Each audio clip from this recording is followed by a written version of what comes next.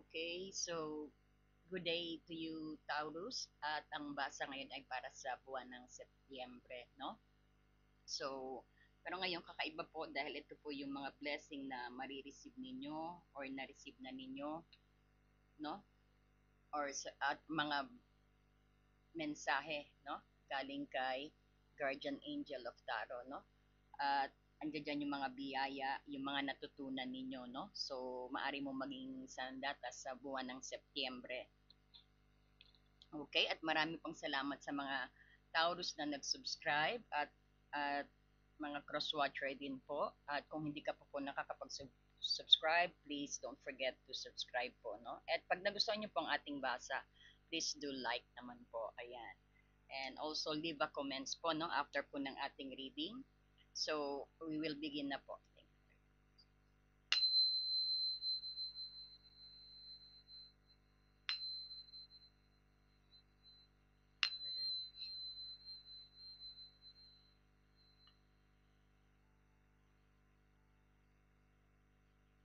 Ayan. So, gagamitin natin ngayon is si Guardian Angel Message Tarot. So, maganda ito yung to those who want to access some message, no? Sa ating divine at sa lahat din ng gustong magkaroon ng malalim na relasyon sa inyong guardian angel, no? Itong deck na to makakatulong, no? Sa buwan ng Setyembre. So ipapakita rin yung mensaheng natutunan ninyo sa paglalakbay nyo ng mga nakaraang buwan, no? At ang mga biyaya at ang mga natutunan ninyo, no? At mga biyayang paparating sa inyo. Okay.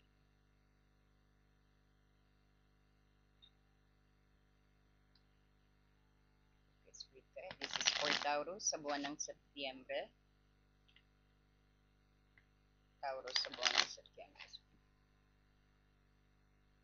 Taurus sa buwan ng Setyembre.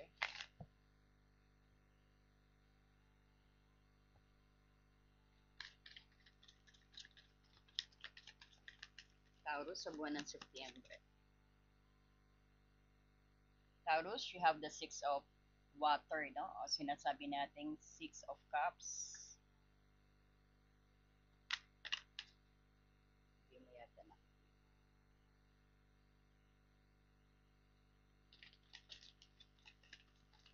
Ano pa po parating spirit guide? Oops. Wow, you have Justice. Siguro ibaba na lang natin siya.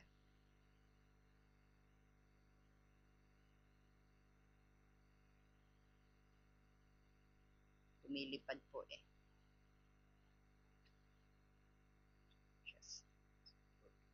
What else we have for Taurus sa buwan ng Setyembre po? Two of Waters, Two of Earth, no?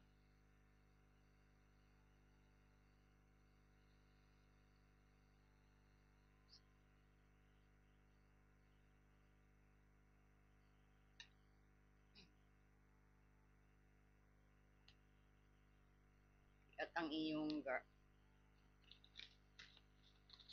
angel na nagsusubaybay sa'yo sa buwan ng Setyembre, kung ano ang kanyang mensahe para sa'yo.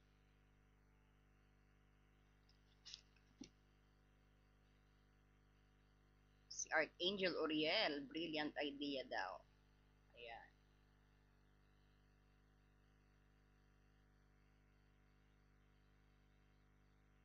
Subukan natin kumuha din ng time frame, no?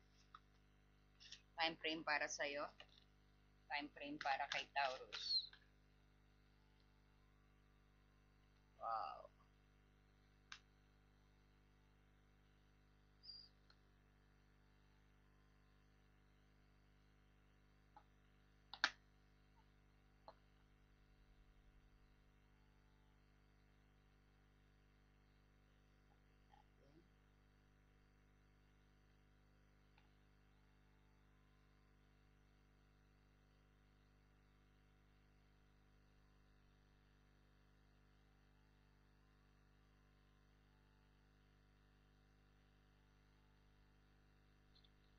Magmamic tayo kasi ano, no?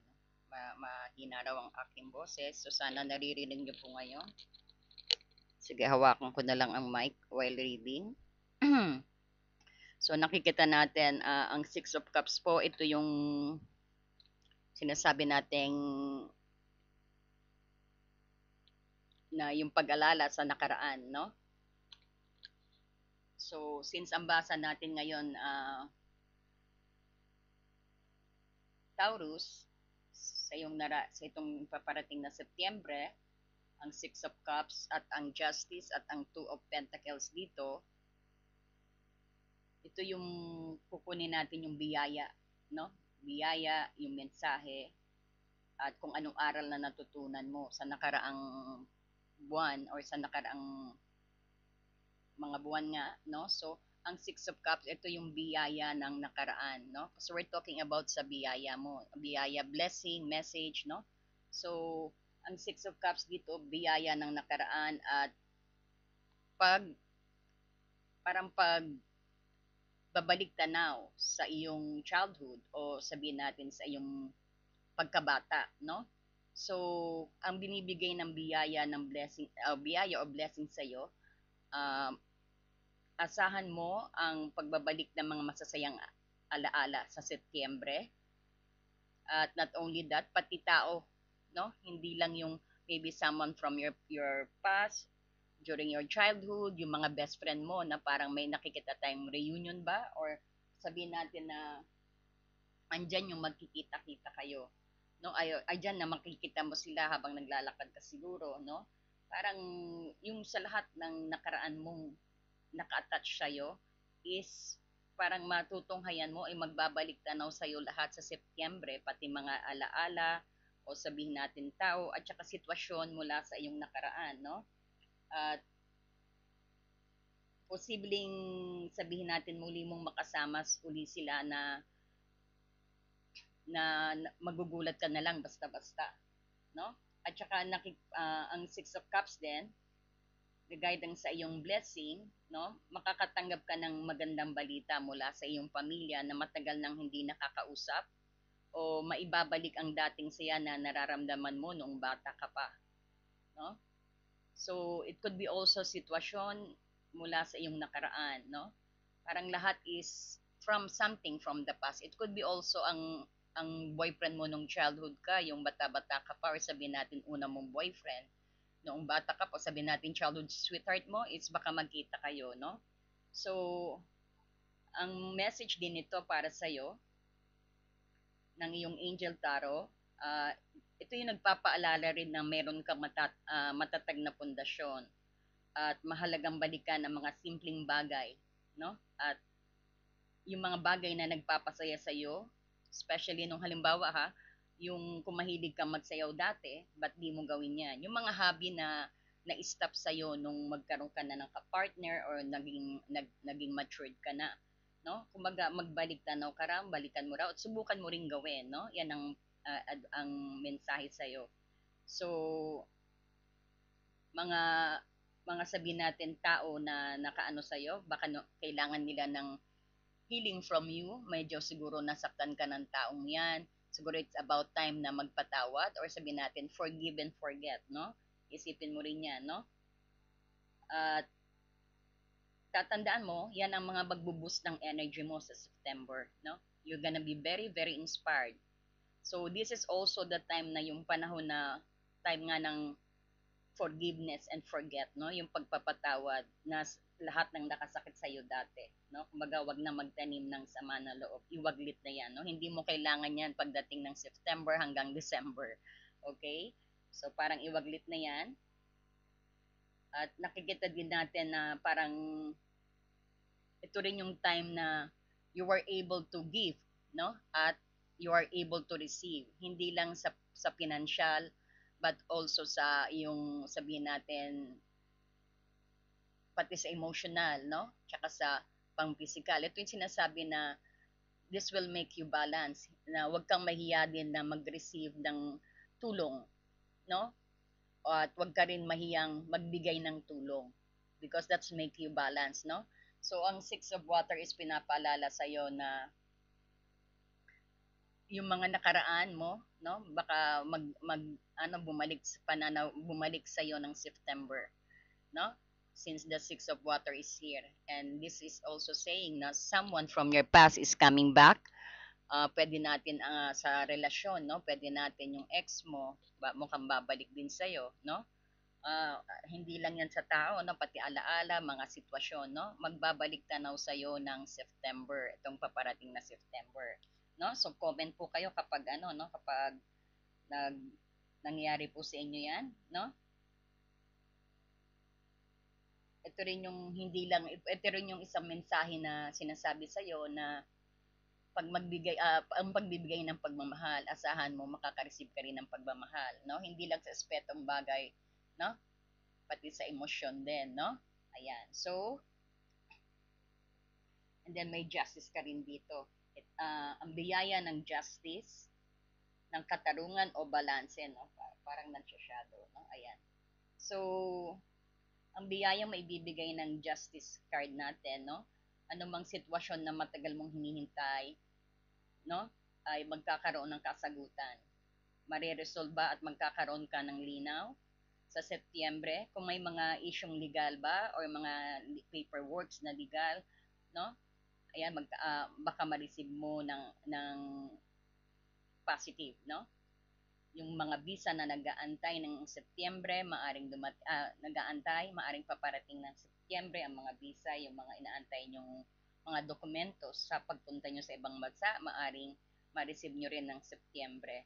No? Ito yung sabihin natin din, pati sa kung may issue rin sa trabaho, no? Mariresolve rin yan. At regarding din sa personal na relationship mo, no? So asahan na magiging pabor sa iyo ang mga desisyon because ito yung biyaya ng justice, no, ng katarungan at pagkapantay-pantay, no? So ang mensahe naman na binibigay sa iyo ng justice card, ito yung hinihingkayat ka ng tarot angel na maging tapat sa iyong sarili at sa iba, no? Ang anumang ginawa mong mabuti ay babalik sa iyo. Parang gano'n, no? Kung anong basuran tinapon, babalik din sa iyo. No, yan yung justice, no? That is balance, yung parang consequence, may consequence din. At yung anumang ginawa mong hindi tama ay may kaukulang resulta. So, panahon ito ng paghahanap ng balanse at paggawa ng tamang desisyon, no? Taurus sa Setyembre. So, ang message ng iyong guardian angel para sa iyo, no? Ito yung may may mga malinaw na gabay na darating sa iyo, asahan mo rin 'yan. Or someone na siguro may makonect na tao sa iyo na magbibigay ng advice sa iyo o tulong, no? Kaya sinasabi dito, no, don't hesitate na tanggihan ang tulong na paparating din sa iyo. Now, it could be na manggagaling sa isang kaibigan, sa mga dati mo nang kakilala, no? So, asahan mo rin, ang mensahe din sa iyo is parang pwede ring mensahe galing sa kaibigan o isang biglaang idea na magbibigay solusyon para sa iyo, no? Because ang mga archangel mo actually ay nag-aalok ng kanilang protection sa iyo at saka you are safe to receive those help, no? At parang ang itong idea na sinasabi ko kanina ay mukhang magagamit mo sa pinaplano mong business or magiging kasagutan sa mga dati mo ng katanungan, no? So asahan mo rin 'yan. And huwag kang matakot umaksyon dahil ikaw ay nilalang na may gumagabay sa iyo, okay? So pagdating naman dito sa Two of Earth, no? Ito yung ang aral na binibigay sa iyo ay ang balanse at pag-aalaga, no? This is Two of Earth, no? Sabihin natin Two of Pentacles. So, pangunahing aral na kailangan mong matutunan ay ang sining ng balanse. No? Sa Setyembre, haharap ka sa mga sitwasyon kung saan kailangan mong pagsabayin ang dalawang mahalagang bagay, no? Tulad ng trabaho at personal na buhay. O sabihin natin pera at kalusugan. So, ang ang number one na lessons na binibigay sa iyo ng Two of Earth, ang iyong journey ay tungkol sa pag-aaral kung paano maging flexible at adaptive. Hindi lahat ng plano ay masusunod, no? Always remember that. At kailangan mong tanggapin na may mga bagay na hindi mo makokontrol, no? Ang pagiging masyadong matigas sa isang idea ay maaring maging balakid 'yan, no? Sa pag-unlad. So, ang mensahe naman sa iyo ng dalawang Earth or Two of Pentacles, matuto kang maglaro sa agos ng buhay, no? Huwag kang mag-alala ng sobra-sobra at lalo na sa mga maliliit na bagay, no? Ang pagbabalanse ng iyong mga responsibilidad ng may pag-iingat at positibong pananaw ang magdadala sa iyo ng tagumpay, no? Always remember that. At nakikita natin sa September 12, no? Maaring parang everything is gonna parang lahat is nauukol sa kagustuhan mong mangyari, no? So may binibigay sa iyo, everything is going well. Sabihin natin proyekto, bisang inaantay, baka dumating within 12 days, no? Ng September. Or, yan ang inaano sa'yo. At within 12 days din, asahan mo ang manifestations na pinakagusto mong mangyari sa'yo. No? Ayan. At isa pang, ang message naman sa'yo ni Archangel Uriel, ayan ang sabi sa'yo, no? Yes, your idea is divinely guided, no? Kaya sinasabi ko, hindi ka nag-iisa, no? Ikaw yung nilalang, ikaw yung taong ginagabayan, no? Mr. and Mrs. Taurus, no? Taurus single or in a relationship or to those who's just divorced, no? You are not alone, ang sabi rito. And all your ideas is divinely guided. So please take an actions dahil makakatulong yan sa iyong future, no? At gawin mo, wag ka nang magdahilan pa, no? All you need to do is to take an actions because that is a brilliant idea and that is divinely guided idea. Ayan, so Taurus, kung nagustuhan mo ang ating basa para sa iyo, ito yung gabay, mensahe, no, at mga aral, no, na iyong mararanasan itong Setyembre. Okay, thank you and God bless you po.